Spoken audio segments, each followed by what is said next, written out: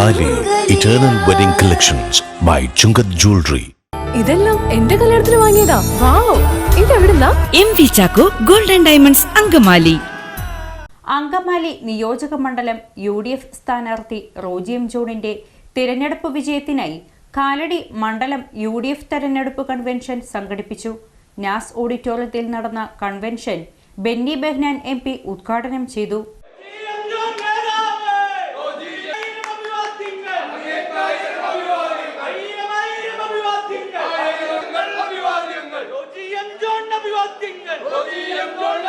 അങ്കമാലി നിയോജക മണ്ഡലം UDF സ്ഥാനാർത്ഥി റോജി എം ജോണിന്റെ തെരഞ്ഞെടുപ്പ് വിജയത്തിനായി കാലടി മണ്ഡലം UDF തെരഞ്ഞെടുപ്പ് കൺവെൻഷൻ നടന്നു. നാസ് ഓഡിറ്റോറിയത്തിൽ സംഘടിപ്പിച്ച കൺവെൻഷൻ ബെന്നി ബെഹ്നാൻ MP ഉദ്ഘാടനം ചെയ്തു.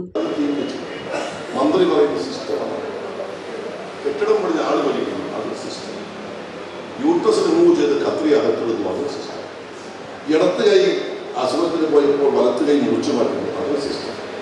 കുഴപ്പമില്ല, മുദ്രാവാക്യം വിളിച്ചാൽ കഴുത്ത് മുറിഞ്ഞു പോകും പറയുന്ന മന്ത്രി സിസ്റ്റത്തിന്റെ ആളാണ്. അപ്പോഴാണ് നമുക്ക് മനസ്സിലായി. നമ്മൾ ഈ കാര്യങ്ങളൊന്നും കാര്യമായി പറയേണ്ട. ഇവിടെ റോജി ഇവിടെ ഉണ്ട്. റോജിയുടെ വിജയം അപ്പുറത്തോടെ ആലോചിച്ചു. നമുക്കൊരു കാര്യം തീരുമാനിക്കാം. 3ാം വട്ടം വിജയിച്ച റോജി അങ്ങോട്ട് നമ്മുടെ ഭരണസഭയിലേക്ക് ഇവിടെ ഇപ്പൊ മത്സരിക്കാൻ പറ്റിയാലും നമുക്ക് വളരെ സൗകര്യത്തിൽ നമുക്ക് വേങ്ങൂർ പഞ്ചായത്തിലേക്ക് നമുക്ക് പറഞ്ഞയക്കണം. വേങ്ങൂരിലേക്ക് ഇവിടെ പറ്റുമല്ലോ, അങ്ങ് പെരുമ്പാവൂർ വേങ്ങൂരിലേക്കും പറഞ്ഞയച്ച് ഇത് റോജിയുടെ തട്ടകമാണ്, ഐക്യ ജനാധിപത്യങ്ങളുടെ തട്ടകമാണ്. അവർ നമ്മൾ ശക്തമായി മുന്നോട്ട് പോകുമെന്ന് മാത്രം പറഞ്ഞ് പുറകോട്ട് പോകുന്നു. ബാക്കി UDF ചെയർമാൻ PK ഷാജഹാൻ അധ്യക്ഷത വഹിച്ചു. MA Chandrasekharan, PJ Joy, Kalady block Congress committee president Sebi Kidangen, RSP ജില്ലാ സെക്രട്ടറി ജോർജ് സ്റ്റീഫൻ, IUML നിയോജക മണ്ഡലം president MK Ali, DCC general സെക്രട്ടറിമാരായ PV Sajeevan, advocate KV Jacob, advocate KS Shaji, advocate KB Sabu, Samson Chacko, Joy Paul, UDF Angamaly നിയോജക മണ്ഡലം committee chairman Baby V Mundadan, convener TM Varghese, secretary Baby Parekkattil, KK Joshi, ഗ്രാമപഞ്ചായത്ത് പ്രസിഡന്റ് പൗളി ബേബി, ജില്ലാ panchayat member Ahalya Sadanandan, PV Stephen, Princy Domini, PR Mohanan, KC Baby, Shaijan Thottappally, Renny Jose, Pushkala Thankappan, Seena Devasikutty, Shanida Noushad, KA Sahadevan, Tinu Mobins, Jinesh Varghese, Lekha Valsan, Jojo John, Renny Pappachan എന്നിവർ സംസാരിച്ചു.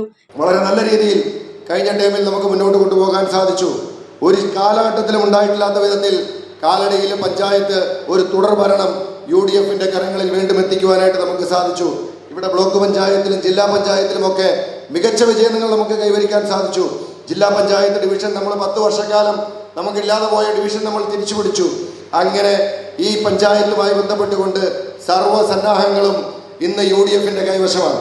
നമുക്ക് ഇപ്പോൾ നമ്മുടെ മുമ്പിൽ ഒരേ ഒരു പോരായ്മ മാത്രമേ ഉള്ളൂ. അത് നമുക്ക് സംസ്ഥാനത്ത് ഭരണമില്ല എന്നൊരു പോരായ്മയാണ്. ആ പോരായ്മ തീർക്കുവാനായിട്ട് നമുക്ക് കിട്ടിയിരിക്കുന്ന അവസരമാണ് ഈ തെരഞ്ഞെടുപ്പ്. ഈ തെരഞ്ഞെടുപ്പിൽ കാലടിയിലെയും അങ്കമാലിയിലെയും ജനങ്ങൾ ആ പോരായ്മ പരിഹരിച്ചുകൊണ്ട് ഇന്ത്യൻ നാഷണൽ കോൺഗ്രസിന്റെ നേതൃത്വത്തിൽ UDFന്റെ ഒരു ഗവൺമെന്റിനെ കേരളത്തിൽ അധികാരത്തിൽ കൊണ്ടുവരുമെന്ന കാര്യത്തിൽ യാതൊരു സംശയവും വേണ്ട. മീൻ വാങ്ങാനാണെങ്കിലും മാംസം വാങ്ങാൻ എല്ലാത്തിനും വില കയറ്റമല്ലേ. നിത്യോപ സാധനങ്ങൾ കിട്ടാനില്ലാത്തൊരു സാഹചര്യത്തിലേക്കാണ് പോകുന്നത്. അപ്പൊ ഈ വിലക്കയറ്റവും കാര്യങ്ങളും എല്ലാം നമ്മുടെ കുടുംബത്തിന്റെ ഭദ്രതയെ തീർക്കുന്ന കാര്യമാണ്. ഇതെങ്ങനെ പരിഹരിക്കണമെങ്കിൽ ഗവൺമെന്റ് മിഷനറി ഇതിലേക്ക് ഉണർന്ന് പ്രവർത്തിക്കണം.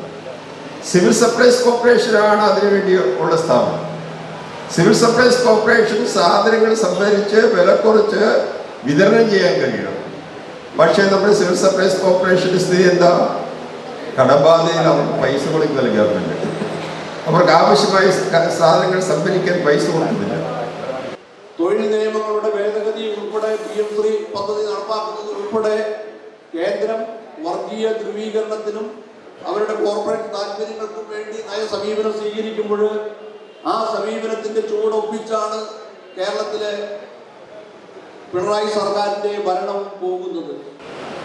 അങ്ങോട്ട് വന്നു കഴിഞ്ഞാൽ 7ഓളം നിയോജക മണ്ഡലങ്ങളിൽ, പാലക്കാട് 2 നിയോജക മണ്ഡലങ്ങളിൽ, കൊല്ലത്തെ ഐഷപ്പൊറ്റി ഉൾപ്പെടെ നാം എല്ലാവരും വളരെയധികം ബഹുമാനിച്ചിരിക്കുന്ന അമ്പലപ്പുഴയിലെ G. സുധാകരൻ സാർ ഉൾപ്പെടെയുള്ള ആളുകളെല്ലാം മാർക്സിസ്റ്റ് കമ്മ്യൂണിസ്റ്റ് പാർട്ടിക്ക് എതിരായി ഒരു നിലപാടെടുത്ത് വ്യക്തമായി ജനങ്ങളോട് കാര്യങ്ങൾ തുറന്നു പറഞ്ഞ് UDFന്റെ പിന്തുണയോടുകൂടി മത്സരിക്കുന്ന ഒരു ഗതികേട് മാർക്സിസ്റ്റ് കമ്മ്യൂണിസ്റ്റ് പാർട്ടിക്ക് വന്നിരിക്കുകയാണ്.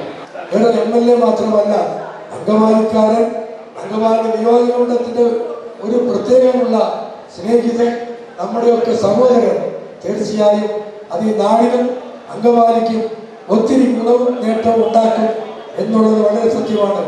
ഈ ചട്ടവട്ടങ്ങളൊക്കെ നടത്തുന്നത് ആ ഒരൊറ്റ കാര്യത്തിന് വേണ്ടിയിട്ടാണ്.